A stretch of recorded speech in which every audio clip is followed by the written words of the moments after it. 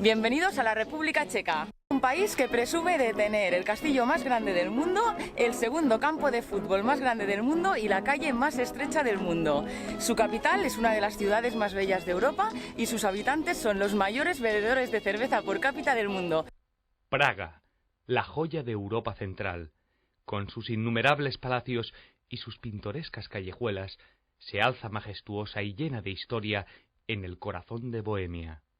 Construida a lo largo del río Moldava, sus 18 puentes comunican ambas orillas de una ciudad donde modernidad y tradición se dan la mano. El entramado gótico de la ciudad vieja, la elegancia moderna de la ciudad nueva, el convulso pasado del barrio judío, las pacíficas calles de Malá y la monumentalidad del castillo son la garantía de un viaje lleno de contrastes.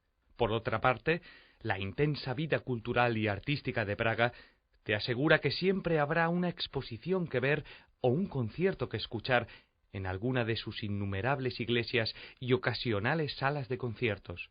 Pero no temas, también hay tiempo y lugar para las compras, la gastronomía o el placer de descansar en alguno de sus deliciosos cafés.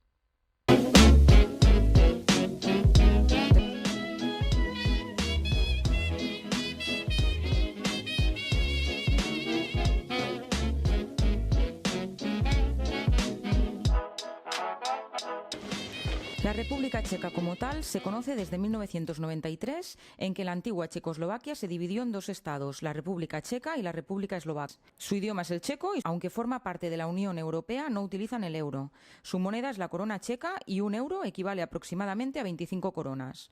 Antes de empezar a conocer la ciudad, es importante detenerse unos minutos frente a un mapa para tener claros algunos conceptos. Praga está dividida en distritos o barrios, tales como Staré Mesto o Ciudad Antigua, que es la parte más visitada por los turistas y con más historia de la ciudad.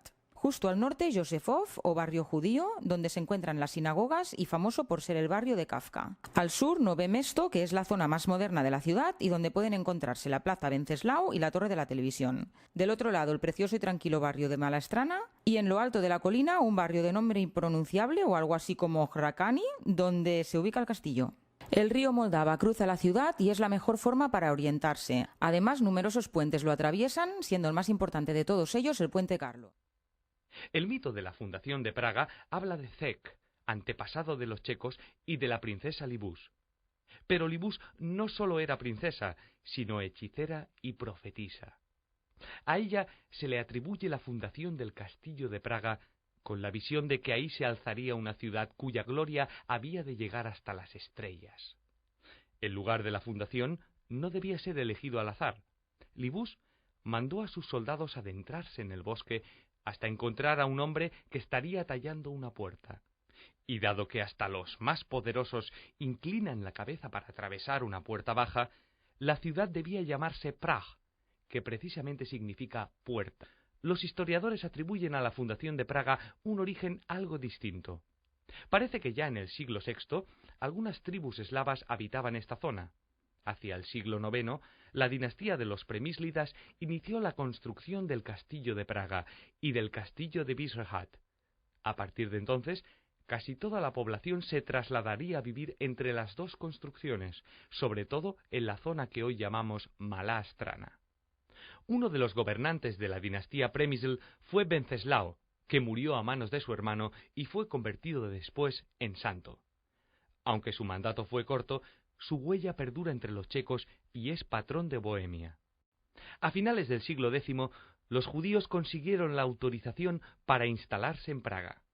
En la Edad Media, Praga ya era una ciudad de gran importancia en toda Europa.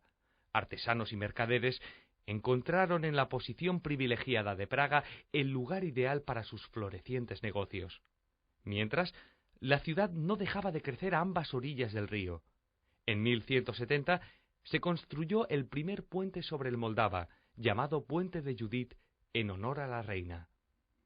Al fin de la dinastía de los Premíslidas fue el turno de los de Luxemburgo. Carlos IV subió al trono para convertirse en uno de los reyes más sabios y emprendedores de toda la historia de Praga. Ninguna empresa parece demasiado grande o arriesgada para este soberano visionario, que fundó la primera universidad de Europa Central, construyó el puente que hoy lleva su nombre, o emprendió la creación de la ciudad nueva. La historia de Praga no puede entenderse sin los asuntos religiosos por los que se libraron guerras sangrientas y que sacudieron todas las capas de la sociedad. Por otra parte, los husitas se convirtieron en una fuerza militar capaz de derrotar a las tropas del emperador católico. Sin embargo, las diferencias internas llevaron a un periodo de guerras que finalizó en 1434 con la victoria del rey husita moderado Jorge de Podebrady. En 1526 sube al trono la dinastía de los Habsburgo, la última que reinaría en Bohemia. 50 años más tarde, el excéntrico emperador Rodolfo II llegaría al poder para convertir Praga en una de las capitales del arte europeo. La pintura, la música, la alquimia o la ciencia serían mucho más importantes que la política para este soberano. Fruto de las revueltas que hubo bajo su mandato, se llegaría a la defenestración de Praga en 1618, cuando un grupo de nobles exaltados arrojó por una ventana a 2 gobernantes católicos. Este episodio dio lugar a la Guerra de los 30 años y a la imposición del catolicismo y la persecución de las demás religiones. De esta época data la reforma barroca de numerosas iglesias de Praga. Con la industrialización en el siglo XIX se vivió un resurgir de la conciencia nacional, cultural y lingüística checa. Todavía bajo el dominio del Imperio austríaco, florecen instituciones ciudadanas de gran belleza como el Museo y el Teatro Nacional. No fue hasta el fin de la Primera Guerra Mundial, en 1918, que los checos alcanzaron la independencia política, creando junto con la vecina Eslovaquia un Estado propio. El primer presidente de Checoslovaquia fue Tomáš Masaryk. Entre 1939 y 1945, Praga vivió la ocupación nazi, con trágicas consecuencias para una población formada por una gran proporción de judíos. Al final de la guerra, se declara un gobierno comunista cuya sintonía con la URSS llevaría al país a la estalinización. En 1968 se vivió la Primavera de Praga, que fue el primer síntoma de resistencia ante la deshumanización del régimen. El movimiento fue brutalmente aplastado y las protestas culminarían en 1969 con la inmolación del joven estudiante Jan Palach en la plaza de Wenceslao. Pese al aparente control, el pueblo checo cada vez está más en desacuerdo con sus dirigentes. La oposición estudiantil y los movimientos de la resistencia llevaron hasta la caída del gobierno y la marcha de las tropas soviéticas. Fue la mítica revolución de terciopelo de 1989. Checoslovaquia deshace el camino hacia sus orígenes, convirtiéndose en las repúblicas checa y eslovaca. En 2004, la República Checa entra a formar parte de la Unión Europea. Praga es una ciudad multifacética y misteriosa. Llegó a ser una fuente de inspiración para Kafka, que creó sus obras surrealistas y lúgubres. Fue la ciudad que le ayudó a Mozart a escribir la ligera y airosa música de la Sinfonía Praga. El corazón de Praga lo constituye la antigua plaza de la ciudad vieja. Está situada en el casco histórico de la ciudad y está rodeada de casas urbanas. En su vida vio tanto las solemnes procesiones de coronación como revueltas de los ciudadanos y ejecuciones crueles. En la plaza están ubicados 2 templos majestuosos. La iglesia de la Madre de Dios de Tin es uno de los templos góticos más famosos de Europa. Más tarde, la iglesia llegó a ser el templo principal de los calixtinos. Los calixtinos eran husitas moderados que se distinguían de los católicos ortodoxos, por lo que insistían en efectuar la comunión eucarística no solamente con el pan, sino también con el vino. En el interior de la iglesia de Tin se guarda el más antiguo órgano de Praga, creado en 1673 por un maestro alemán. La iglesia de San Nicolás es uno de los mejores ejemplos de la arquitectura del Alto Barroco. La iglesia pasó de mano en mano muchas veces y en su tiempo fue la parroquia de la Ciudad Vieja, una iglesia benedictina, así como un depósito y una sala de conciertos. En el año 1871, la iglesia fue adquirida por la Iglesia Ortodoxa Rusa y a partir de 1920 llegó a ser el templo principal de la iglesia husita checoslovaca. Fue construida entre 1732 y 1737. En el interior destacan los frescos que recubren la cúpula, realizados por Peter Adam, que relatan la vida de San Nicolás. Del centro de la cúpula pende una impresionante lámpara de cristal de Bohemia, y sobre las blanquísimas paredes resaltan los estucos, obra de Bernardo Spinetti.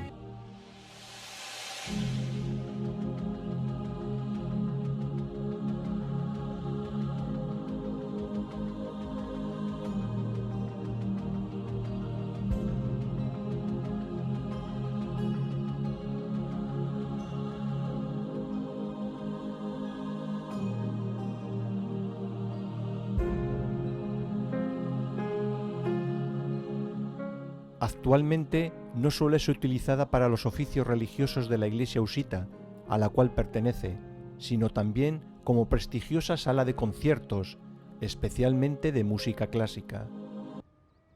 Ustedes ya habrán podido notar que en la plaza no se puede encontrar dos edificios semejantes. Prácticamente cada casa de esta plaza tiene su historia muy curiosa e interesante.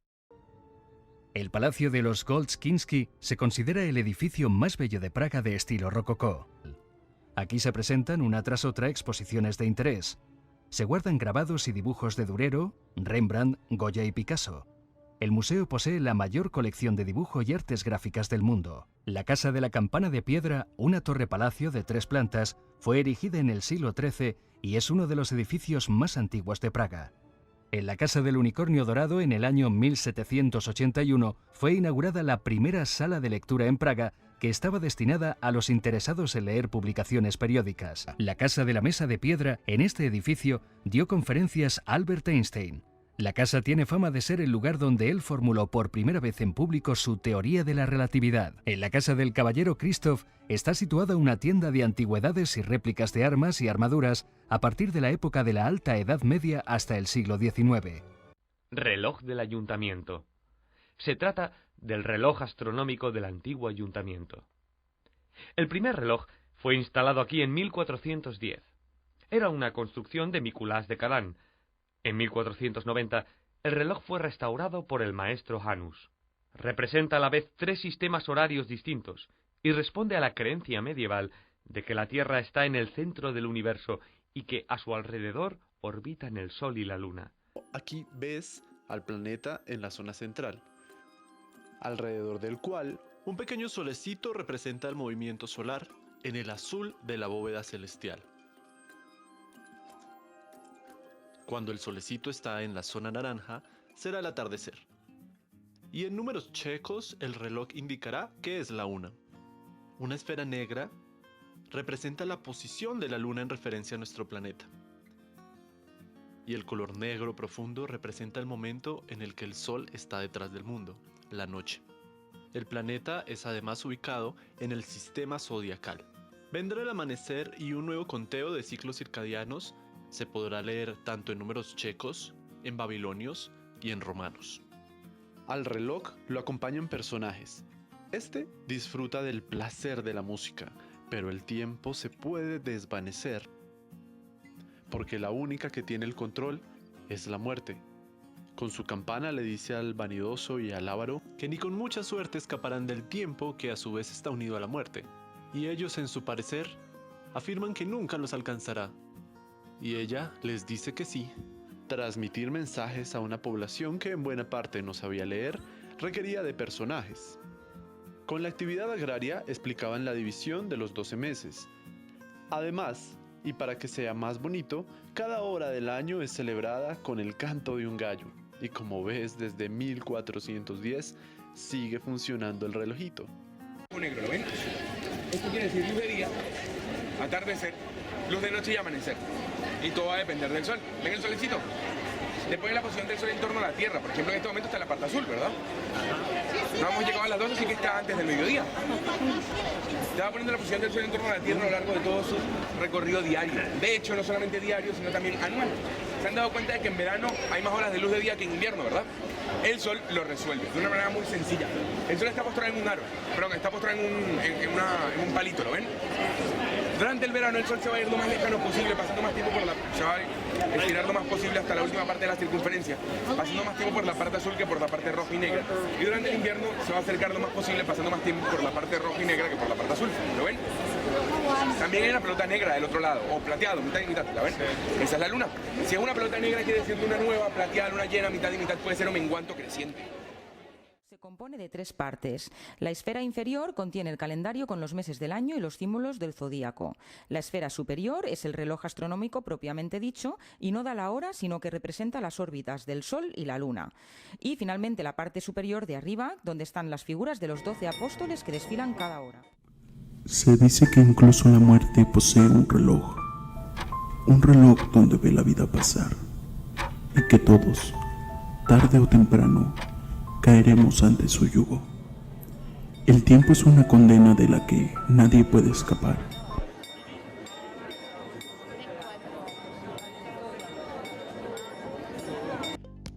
Todos ellos lo vinieron a mirar y estoy seguro que a ti también te va a asombrar. Entre las 8 de la mañana y las 9 de la noche, la figura de un esqueleto que representa la muerte gira un reloj de arena y tira de una cuerda. Se abren entonces dos puertas por las que aparecen uno tras otro los 12 apóstoles con San Pedro delante.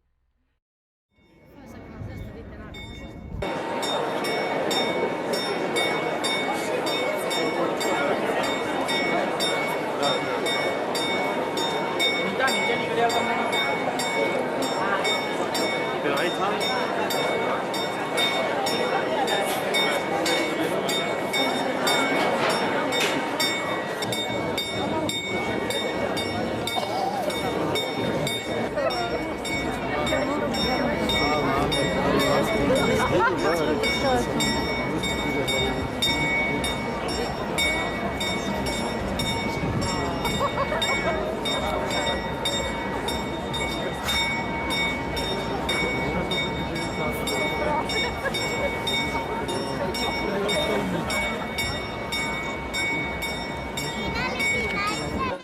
Cuando terminan de desfilar, un gallo dorado canta y el reloj da la hora.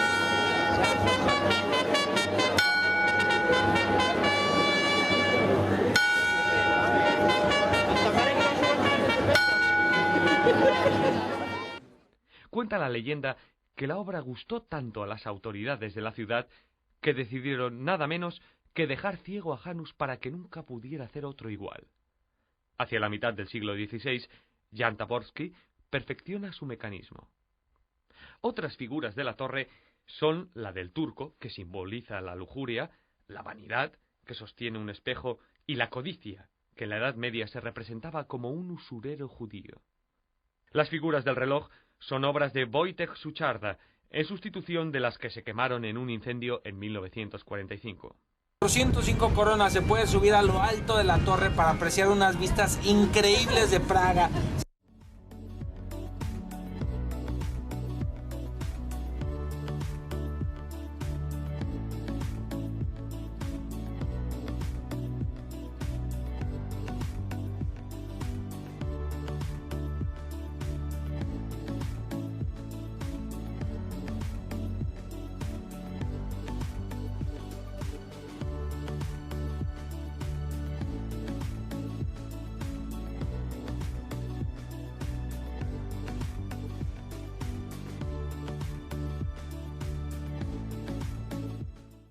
La plaza de la Ciudad Vieja no es el único lugar de interés de la parte antigua de Praga. Les invitamos a esta ciudad tan hospitalaria para que den un paseo por el Puente de Carlos con sus estatuas majestuosas, vaguen por los estrechos senderos del cementerio judío y para que disfruten de una de sus muchas cervecerías o cafeterías acogedoras.